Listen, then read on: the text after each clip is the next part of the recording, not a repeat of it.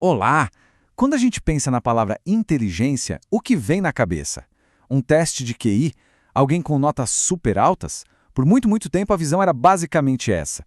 Mas hoje a gente vai embarcar numa jornada fascinante para entender como essa ideia do que é ser inteligente mudou. E mudou muito. E o ponto de partida é essa pergunta aqui, uma pergunta que veio para desafiar tudo o que se pensava. Será que um único número, uma nota, consegue de fato capturar toda a complexidade da mente humana? Essa provocação deu o pontapé inicial para uma verdadeira revolução, tanto na psicologia quanto na educação. Para a gente entender de onde saímos, vamos olhar para isso aqui. Por décadas, a inteligência era vista por uma lente só, o tal do fator G, a inteligência geral. A ideia era bem simples. Existiria uma capacidade mental única que serviria para prever o sucesso em quase tudo, sabe? Da matemática à resolução de problemas do dia a dia. E para entender essa virada de chave, esse é o nosso roteiro. Vamos começar com esse modelo mais tradicional, depois vamos passar pelas duas grandes revoluções que abalaram essa ideia e, por fim, vamos ver o que isso significa na prática, principalmente dentro da escola. Então, nossa primeira parada nos leva lá para a origem da medição da inteligência, um momento que acabou definindo a educação e a sociedade por quase um século inteiro. Essa linha do tempo mostra a jornada direitinho. Olha só, tudo começou lá em 1900 com o Binet. A intenção dele era nobre, era ajudar estudantes com dificuldades. Mas o que aconteceu? Depois da Primeira Guerra, a ideia de um QI único virou febre. Foi só muito tempo depois, lá em 83, que Howard Gardner chegou para questionar tudo isso, seguido por Daniel Goleman em 95, que trouxe a inteligência emocional para o centro da conversa. E aqui acontece a primeira grande virada da nossa história. Howard Gardner, um psicólogo de Harvard, olhou para o fator G e disse: peraí, isso não é suficiente. Ele nos convidou a enxergar a inteligência não como uma coisa só, mas como um leque, um espectro com várias capacidades diferentes. O que é genial na definição do Gardner é como ela muda o jogo. Ele fala de um potencial biopsicológico, ou seja, uma capacidade que já nasce com a gente e que pode ser ativada para resolver problemas ou criar coisas que a nossa cultura valoriza. De repente, a inteligência sai do teste de papel e vai para o mundo real. E aqui estão elas, as 8 inteligências que o Gardner nos apresentou. De uma hora para outra, ser gênio não era só sobre lógica e palavras. Pensa num atleta como Pelé, num músico como Tom Jobim ou num líder como Martin Luther King. Todos são exemplos de diferentes tipos de inteligência em ação, brilhando de formas diferentes.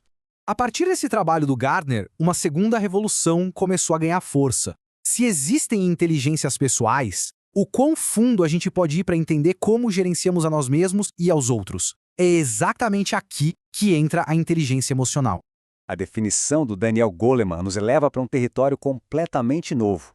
Aqui, a inteligência não é sobre a velocidade de um cálculo, mas sim sobre a habilidade de navegar no oceano complexo das emoções, tanto as nossas quanto a das outras pessoas. Então, ok, temos o Gardner com as múltiplas inteligências e o Goleman com a inteligência emocional. À primeira vista, podem parecer coisas separadas, né? Mas, na verdade, existe uma conexão muito direta e bem elegante entre as duas. E esse slide aqui nos mostra o pulo do gato. A inteligência emocional não surgiu do nada. Ela é um mergulho profundo nas inteligências pessoais do Gardner. É como se o Goleman tivesse dado um zoom no entender a si mesmo e no entender os outros e transformado isso em ferramentas práticas para o nosso dia a dia. Para ficar ainda mais claro, a inteligência emocional se apoia em 4 pilares. Tudo começa com a autoconsciência, que é a gente entender as próprias emoções. Isso nos leva para a autogestão, ou seja, controlar nossas ações e impulsos. Depois vem a consciência social, que é a empatia, a capacidade de entender os outros. E por fim, a gestão de relacionamentos, que é a habilidade de construir pontes e inspirar as pessoas. É uma jornada que começa dentro da gente e se expande para o mundo. Ok, as teorias são sensacionais. Mas e aí? Qual o impacto prático disso tudo? A resposta, principalmente dentro da escola, é gigantesca. É aqui que a gente sai da teoria e entra na vida real de estudantes e educadores. Essa frase aqui é o ponto-chave. A pesquisa é muito clara. A falta de inteligência emocional não é só um detalhe. Ela abre a porta para uma série de problemas na vida escolar. É um fator decisivo para o bem-estar e para o sucesso dos estudantes. E as consequências são bem concretas, bem reais. Quando as habilidades emocionais não são desenvolvidas, a gente vê o impacto negativo não só no bem-estar do aluno, mas também nas notas e no comportamento. A sala de aula acaba se tornando um ambiente mais difícil para todo mundo. Então, o recado final é muito claro.